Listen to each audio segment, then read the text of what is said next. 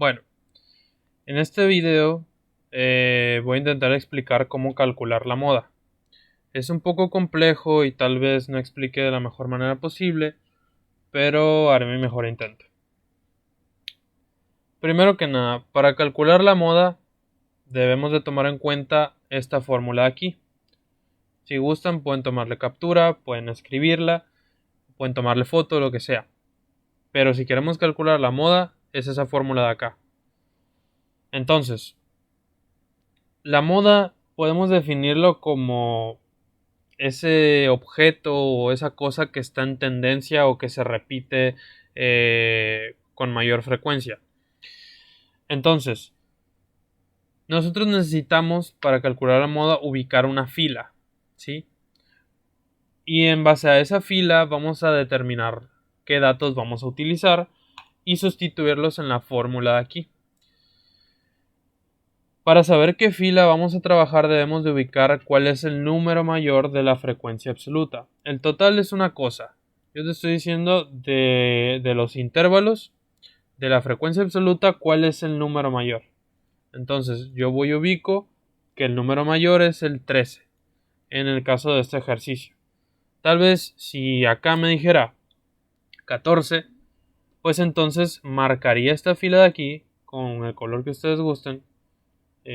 No, dos no, solo esta de aquí. ¿Sí?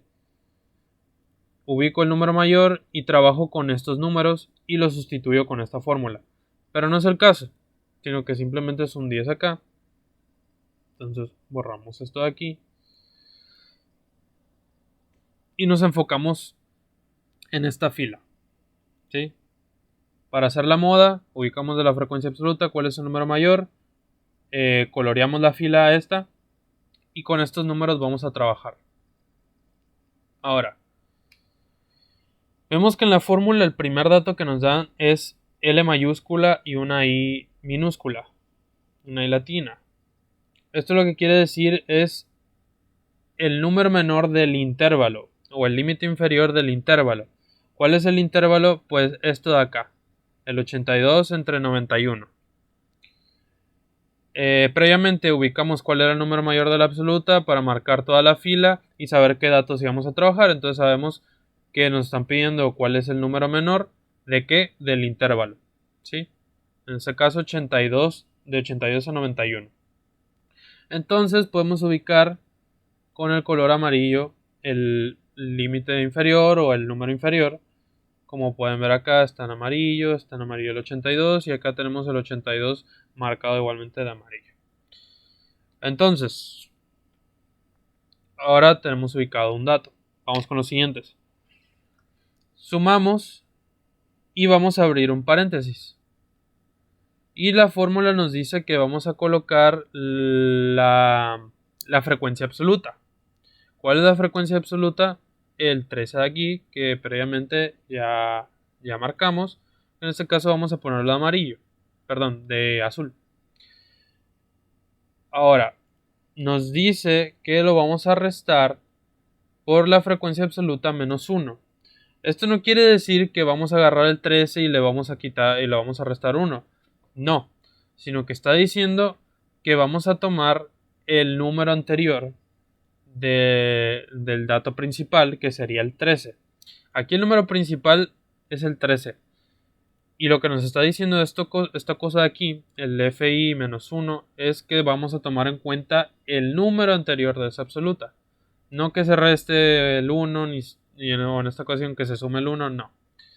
Por eso tenemos marcado el verde, ¿sí? Que sería el 10, que sería a su vez el número anterior al 13.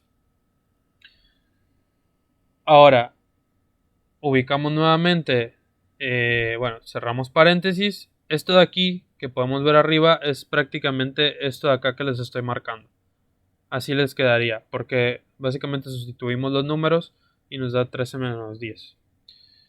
Esta es una división, entonces ponemos la diagonal, abrimos nuevamente paréntesis, se dan cuenta, es prácticamente el mismo. Esto de acá arriba es lo mismo que aquí, entonces simplemente copiamos y pegamos. ¿Sí? Y nos está diciendo que vamos a sumar. Entonces ponemos el signo de suma. abrimos paréntesis, nos está pidiendo nuevamente la frecuencia absoluta, que habíamos quedado que era 13, lo que está marcado en azul, más, menos la frecuencia absoluta más 1. ¿Y qué nos dice el más 1? No nos está diciendo que sumemos más 1 al 13, nos está diciendo que más 1 en referencia al siguiente número que sigue de la tabla hasta acá. ¿Sí? Entonces, fi más 1 es igual a 5. ¿Sí? Como lo tenemos ubicado aquí en rosado. ¿Por qué? Porque nos está diciendo un número que sigue después del 13. Cuando dice menos, se refiere al número anterior que hay del 13. Cuando dice más, se refiere al número que está enfrente del 13. Sí, básicamente. Y por último, se multiplica por la amplitud. La amplitud que era, bueno, nosotros ya determinamos la amplitud, pero en sí sería básicamente los espacios que hay entre estos números. Yo lo identifico de tal manera. Ubicamos el 42 con este color, el gris, y el siguiente número que le sigue, que sería en este caso 52, podemos darnos cuenta que si sumamos 42 más 10 nos da 52. Y ese es el intervalo que hay entre estos números. Es decir, entre el 42, 51 y el siguiente intervalo existe un espacio o una amplitud de 10. Sé que puede sonar un poco confuso, pero es la manera en que yo la comprendo. ¿Cómo saber cuál es la amplitud? Simplemente, se supone que ustedes ya lo calcularon, pero en caso de que no se haya calculado, déjenme quitar el color.